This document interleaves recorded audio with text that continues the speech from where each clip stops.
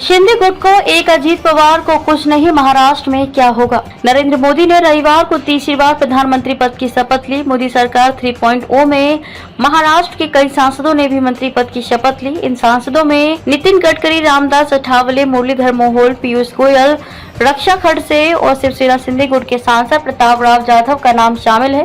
लेकिन पीएम मोदी के मंत्रिमंडल में अजीत पवार की पार्टी एनसीपी से किसी नेता को मंत्री नहीं बनाया गया है। इसको लेकर सवाल खड़े हो रहे हैं कि क्या अजीत पवार पर बीजेपी की निर्भरता नहीं रही।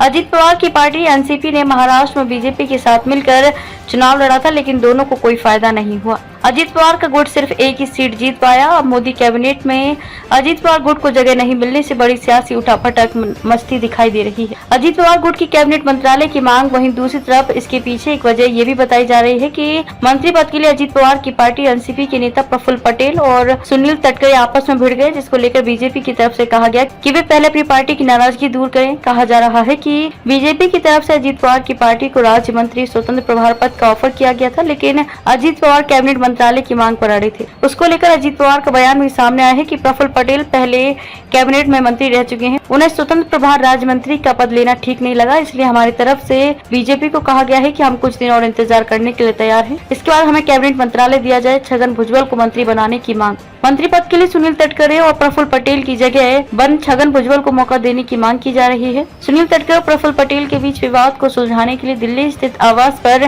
करीब 1.5 घंटे तक बैठक भी हुई। इसमें अजीत पवार के अलावा छगन भुजबल, सुनील तटकरे और प्रफुल्ल पटेल और डिप्टी सीएम देवेंद्र फडणवीस भी शामिल हुए, लेकिन कोई हल नहीं निकल पाया।